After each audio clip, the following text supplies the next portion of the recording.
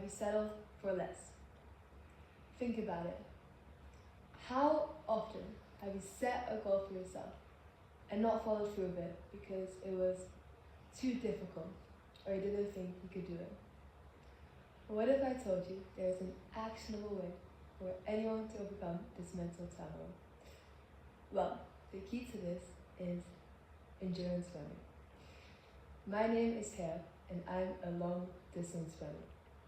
I went from barely being able to run a kilometer without feeling like I was suffering to joining a cross-country team, setting personal records every time I ran, and even coming in second and third place.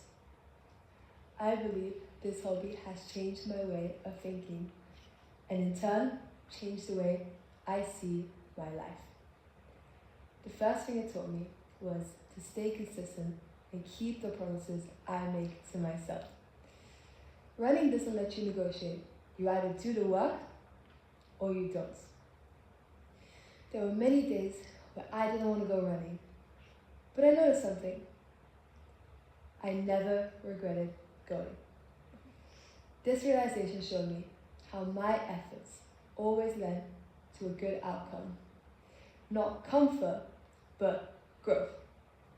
On a further level, I began to apply this to the rest of my life. I noticed most of the time I was standing in between me and my biggest achievements was my narrow-mindedness. Over time, I stopped relying on motivation, but on trust. Trust that I will follow through on the commitments I make to myself. My newfound confidence didn't come from success. It came from consistency and not giving up even when I was tempted to. Endurance did not prevent bad days though. Many runs were cut short because I would be injured and unable to follow through on my plans. It is important to know, however, how quitting emotionally is different from quitting strategically. Running puts you under a state where it is emotionally tempting to quit, but physically not always necessary.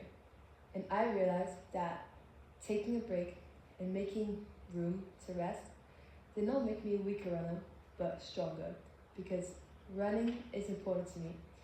But if I'm not looking after myself, all of these benefits will fly over my head. When I started to long run distances, difficulty stopped feeling dangerous, but more like proof I was trying.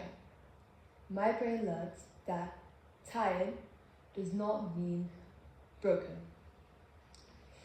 Running makes it very difficult to keep going. Trust me, I know. But at the end of it, I was so proud of myself and so happy that I kept going. Surprisingly, after a while, I started to enjoy these runs instead of dreading them.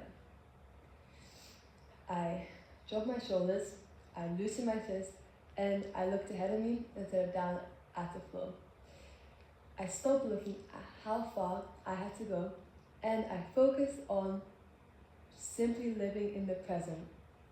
Suddenly, it was not so difficult. It provided me with mindfulness through forced attention via physical consequence. You must pace, stay present, and breathe, otherwise you will lose immediately. Unlike many other tasks, you can't multitask your way through. In today's world, where your attention is practically a currency, it is difficult to lose focus of what actually matters and your own opinions. Running, however, doesn't just train your body, it changes your brain. An imaging study has found that networks involved in attention, movement control, and even planning to be much more strongly connected in runners than their non-runner counterparts, even when they are not actively running. This shows how this hobby will change you for the better. without even knowing. This skill leads into every part of your life, whether you intend to or not.